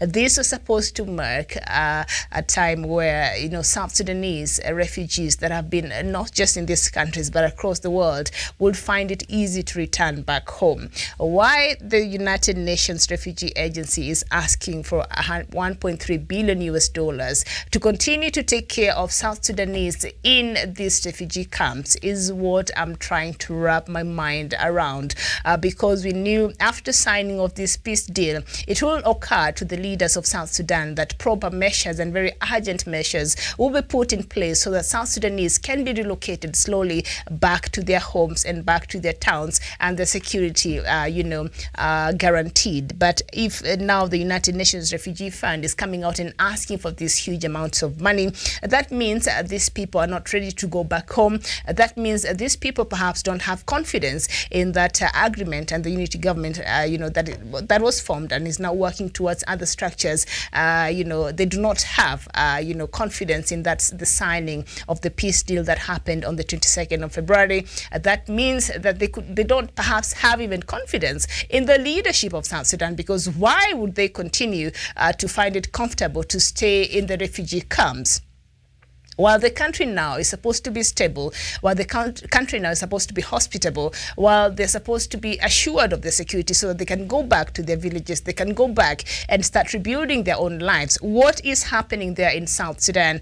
And this amount of money, are we now going to see another year of South Sudanese people living in refugee camps? Are we going to continue seeing some of these very inhumane images coming from those refugees camp of South Sudanese citizens? I think this is not acceptable. I think this should be addressed, and I think if the leadership of South Sudan cannot even inspire confidence in its own people to want them to come back home, I don't think that is a leadership that should pride itself in being a leadership of any country, and not just in South Sudan but across Africa. I do not understand why we still need 1.3 billion US dollars to assist South Sudanese in refugee camps. If they were saying that they need this 1.3 billion US dollars to try and relocate these people back to their villages, to try and give them just a bit of money to have them start up life and perhaps help them rebuild their homes that were destroyed and help them rebuild their lives, that will make a bit of sense. Because why do we still need to be supporting them in refugee camps? What happened after the 22nd of February peace signing of President Salva Kiir and his deputy Riek Machar? Why have they not come out and addressed these matters that have been coming out even after the peace signing on the 22nd of February? Why is the leadership of South Sudan very quiet? And I was very cautiously optimistic, and they went ahead and they signed this deal after coercion from the international players and the leaders across the globe. But we cannot be coming in and now telling you now, resettling your people should be an urgent matter. Assuring your people of security should be an urgent matter. I haven't heard the leadership of South Sudan. I have not heard them come out and address these matters. And now the United Nations Refugee Council is appealing for more money to go take care of South Sudanese in camps. No, we need money to relocate these people back to their homes. We need more money to relocate these people back to their villages and help them rebuild. And if this cannot happen because of whatever reasons that the leadership of South Sudan is giving, and they've failed to inspire confidence from the people towards this government. I don't know why we still need these people in leadership. I'm disappointed. This is not something I was expecting to read. I think it's almost a month since the signing of this, and the fact that they're not trying to address the deplorable conditions of South Sudanese in these refugee camps, the fact that they've not put this as part of their very urgent matters, the resettling back of the people of South Sudan back to their country. I'm appalled. I'm appalled that they would even let United Nations Refugee Agency come out and ask partners for this money. Instead, they should be having conversations with such agency to help them bring back South Sudanese people in their country so that they can be resettled in their country, not continue feeding them in the donor, food and all that help in the camps. They can do that in their own country as even they start resettling and rebuilding their lives, because I know being stable will take a while, but can we bring them back? And why are we not able to bring them back to the country? Why are we not? Are we still going to feed South Sudanese people in the refugee camps? I do not understand. And so the leadership of South Sudan is again letting down its own people. I do not understand why we still need these leaders there, and we still call them leaders. If I'm disappointed in you, President Salva Kiir, and Mr. Riek Machar, and the rest of other the number of vice president that country has. Instead, after this unity government was formed and the signing, they started fighting about positions, and there are people dying in the refugee camps. There are South Sudanese who it's beyond me, and so we need something done, and done very urgently. If not, the people of South Sudan should start holding their leaders accountable. That is something that I really had to talk about, and I've been meaning to really talk about, but we had to address this matter of COVID-19. So wherever you are, please wash your hands, sanitize, keep safe, keep at a distance. If you're sneezing, even if you have just a common cold, please take care of yourself so that this matter does not spread. And if it goes beyond the normal cold and you suspect perhaps you could be having something more, please surrender yourself to the right authorities. So thank you so much. This has been Diaspora Dispatches. Let's meet later here at 3 p.m. East African time. We look at other news making headlines and other topical issues that we'll be talking about later with Dr. Matsanga. My name is Miriam Agutu. It has been a pleasure.